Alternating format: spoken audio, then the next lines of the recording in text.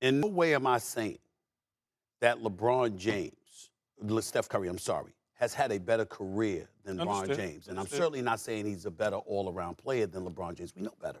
LeBron James went to 10 NBA Finals, won 4 league MVPs, won 4 titles, and what have you. And in his prime, LeBron James, when he amped it up, could really amp it up defensively, which is something Steph Curry could never do. Okay.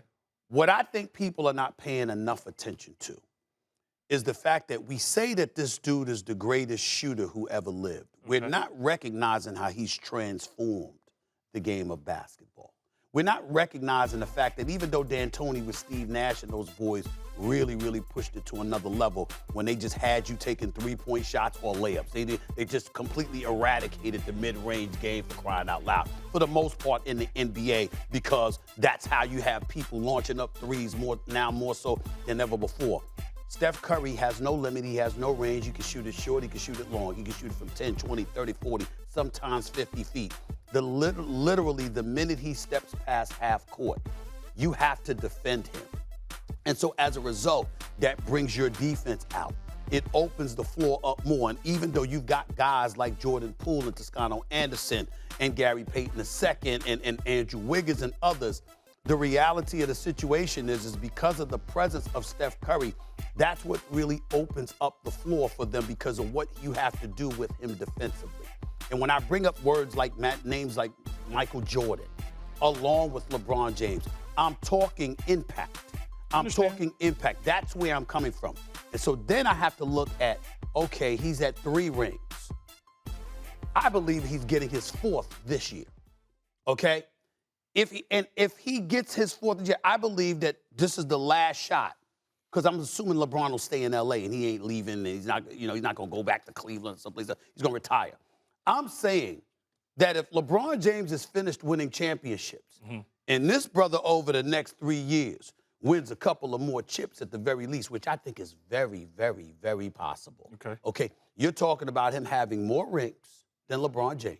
You're talking about him being recognized already as the greatest shooter who has ever lived, a transformative figure in the game of basketball. And what I was saying on Stephen A's World last week, Keyshawn, was let's ask that question on so many occasions. We talk about LeBron or Jordan.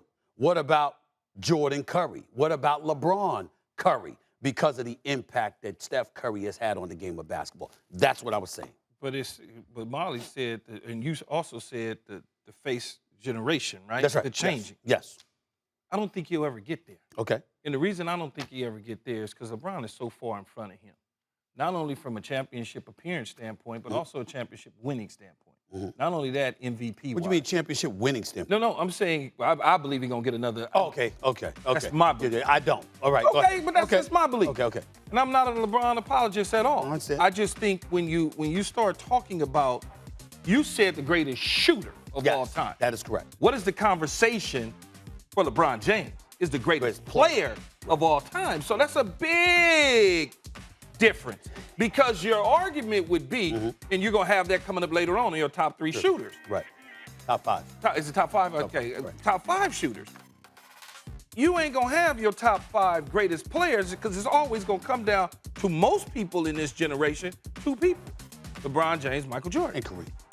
I said this generation. Gotcha. Because they don't even know Kareem exists in this generation for the most part. You start with Kareem, clearly we do. Right. When you look at that, you say to yourself, how can Steph Curry be on the same generational level as LeBron James? I don't see where that is, and I respect Steph Curry. Like, I will go watch him wherever he can be shooting it down street at the park, and they can be charging $1,000. I'm going to go do it. But it's not the same level. And I understand that, because when you look at LeBron, you say, well, he changed the game from three-point shooting standpoint. Well, LeBron James changed the game from a body style to the 6'8" guard that basically can be a forward, can be a 5, can be a 4, can shoot, can't stop him in the paint. Ridiculous. So he changed it from that standpoint, because we never seen that prior to LeBron. You're talking about the greatness of LeBron James as a player and as a talent. When I'm talking about Steph Curry, not only am I talking about the greatest shooter who has ever lived, I'm talking about somebody that has transformed a culture. You've got kids going to the park launching three-pointers, trying to do that. Yeah, my son is at the hip right now. You see what I'm saying? I mean, that's what it is. You see what I'm saying? No, I do. But, that's why I wanted context to it. But that's where the context. And listen, there were people in LeBron James camp that reached out like, "What the hell did you say?" So I understand where everybody's coming from when you hear what I'm saying. But I'm like, just step back and think about it from an impact perspective. Because when we think about Jordan, we thought about Magic and Bird. And then how Jordan elevated individuality because he was so far and above, superior to all of his peers. You don't think talent-wise. And I'm going to say LeBron wasn't. Don't get me wrong. No, but I'm going to say you don't think that LeBron made the big three, so to speak, people started to come to be the big three, that was somewhat of an individualized situation? He gets blamed for that, but remember. Well, that's blaming by people that just want to blame. But let me say this. He gets blamed for that, but hear me out.